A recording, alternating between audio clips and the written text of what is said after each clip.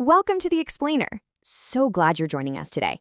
Look, we are jumping right into something that literally touches almost every single family at some point: navigating complex, life-altering medical decisions for older adults. We're going to dive deep into the data and insights from Dr. Alex Carter, evaluating the hidden risks of major surgery for seniors. If you've ever felt completely overwhelmed in a doctor's office, or maybe just unsure about a recommended procedure for yourself or a loved one, this explainer is designed exactly for you. We're going to map out the facts, cut through all the medical jargon, and give you the tools to make truly informed choices. Have you ever heard a doctor drop this line? At your age, surgery is your only option. Wow. For millions of seniors dealing with chronic pain, mobility issues, or a scary new diagnosis, those words can feel absolutely terrifying. It's a total ultimatum. When you're struggling just to walk to the mailbox, going under the knife can suddenly seem like the obvious, inevitable answer to finally get your life back. But, we really gotta hit the brakes and ask, is it though? Is it really? Is going into the knife truly the definitive, foolproof fix it's so often pitched to be? What if some of these major procedures carry significant hidden risks that aren't fully explained until the paperwork is already signed? Today, we are absolutely shattering the illusion of the quick fix. All right, so here is our roadmap. First, we'll uncover the hidden risks of surgery. Then, we're rethinking joints and spines, reevaluating hearts and arteries, talking about the hardest decision of all, feeding tubes, and finally, how to actually protect yourself. Okay, part one, the hidden risks of surgery. Let's talk about the reality of post-operative complications and why a successful surgery doesn't always equal a successful recovery. Because every single year, older adults go in for these major procedures and they end up facing some pretty severe complications. We're talking nasty post-surgery infections, a devastating loss of independence, extended recovery times that just drag on for months, and even intense memory problems and confusion. Honestly, sometimes the surgery itself isn't the biggest threat. It's that whole cascade of events right after. The surgical team might call the operation a massive success on paper, but if the patient ends up losing their mobility or suddenly needs long-term care as a result of the recovery, well, you really have to ask, was the procedure truly worth it? It really comes down to the math of aging. When you compare a 40-year-old patient to an 80-year-old, you see exactly why age changes the equation. Most folks just don't realize that an 80-year-old body reacts vastly differently to anesthesia, prolonged bed rest, and just the sheer physical stress of surgery. What might be a routine, completely safe day surgery for someone in middle age, that same procedure can easily turn into a massive, life-altering event for a senior. The physiological toll is it's so much heavier. And when you're facing that medical fork in the road, one of the biggest traps families fall into is assuming that if a surgeon recommends a procedure, it absolutely must be the best and only option. But hey, let's remember, surgeons specialize in surgery. It doesn't mean they're the bad guys or that they're wrong. It just means their rigorous training is laser-focused on procedural interventions. Other specialists might look at that exact same patient and prioritize non-invasive options, things like medication adjustments, physical rehab, or lifestyle tweaks. Studies actually show that older adults tend to prioritize their daily independence and quality of life way over simply living longer. But tragically, those goals almost never get discussed before heading into the operating room. Moving right along to Section 2. Rethinking joints and spines. We're going to dive into our first bodily system and bust some major orthopedic myths here.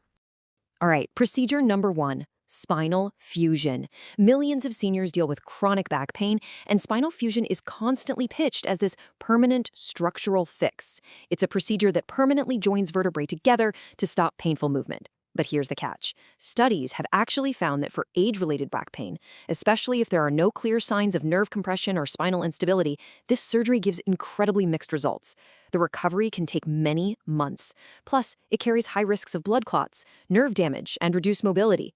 And the craziest part, some patients go through all of that intense recovery, and they still experience chronic pain. So before jumping into a spinal fusion, you've really got to look at the alternatives. We're talking dedicated physical therapy, strength training, weight management, anti-inflammatory game plans, and targeted injections. These conservative approaches can often give you very similar relief to surgery, but with a tiny fraction of the risk. You really have to ask yourself, have we honestly exhausted all these non-invasive options before permanently altering the spine? Which brings us to procedure number 2, knee replacement surgery. Now, let's be super clear up front. Knee replacements can be an absolute game changer for the right patient, no doubt about it. But the magic word here is timing. Way too many seniors sign up for this major surgery before they've really given comprehensive non-surgical treatments a fair shot. Because research actually suggests that a lot of patients can safely delay a knee replacement for years through structured exercise programs, weight loss, pain management techniques, and physical therapy. These are incredibly powerful tools.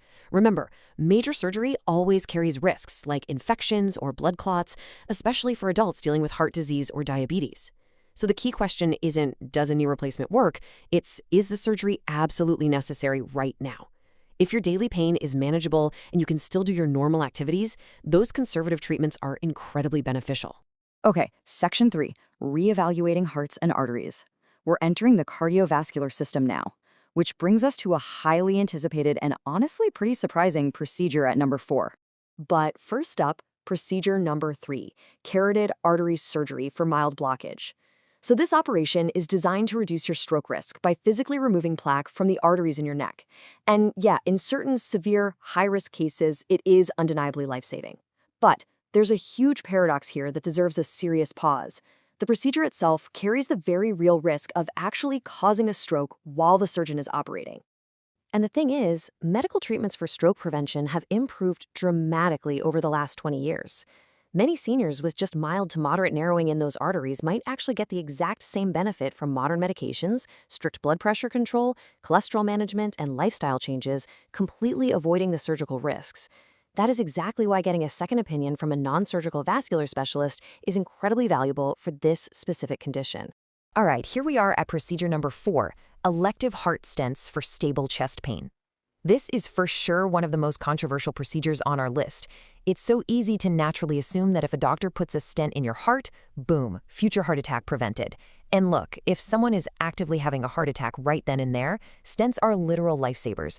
But for seniors who just have stable symptoms, like, say, predictable chest pain when they exert themselves, the data tells a different story. Studies show that medications, dietary changes, and cardiac rehab are often just as effective at reducing your long-term risk as placing a stent. And here is the absolutely crucial takeaway. A stent treats a specific blockage. It does not cure the underlying disease process. Sadly, a lot of patients get this false sense of security after getting a stent.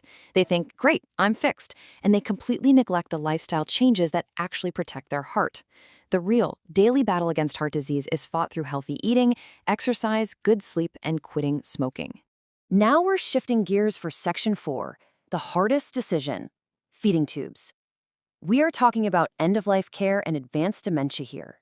This requires a lot of empathy, as it's honestly one of the most sensitive, emotionally heavy topics a family will ever have to navigate. Procedure number 5 is feeding tube placement in advanced dementia.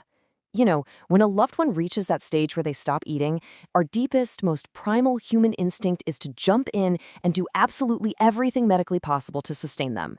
A feeding tube often just feels like the only loving choice we have. But what the research reveals here is truly surprising and, frankly, a bit heartbreaking.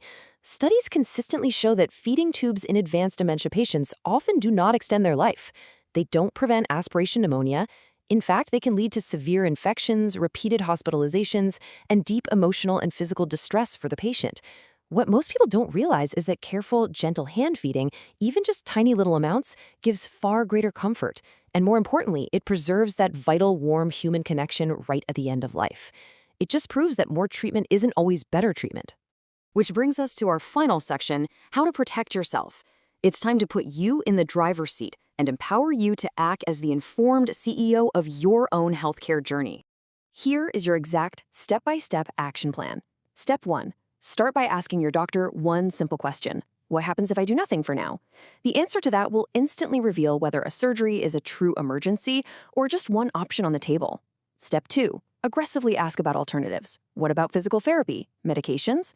Step 3. Really evaluate the true impact on your daily life. Are you going to lose your independence during a brutal 6-month recovery?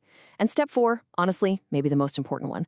Always get a second opinion, ideally from a specialist who does not perform surgery. A fresh perspective can uncover options you never even knew existed. I want to leave you with a super vital phrase to just keep in your back pocket. Ready? I need more information before I decide. Bring a trusted friend to your appointments, write all your questions down, and please, never let anyone pressure you into a rushed medical decision. The goal of this explainer isn't to make you avoid surgery entirely, not at all. The goal is to make absolutely sure the benefits clearly outweigh those hidden risks. Making smart, informed choices is what truly protects your dignity, your independence, and your quality of life. So next time a major procedure is pitched as your quote-unquote only option, what will you ask your doctor?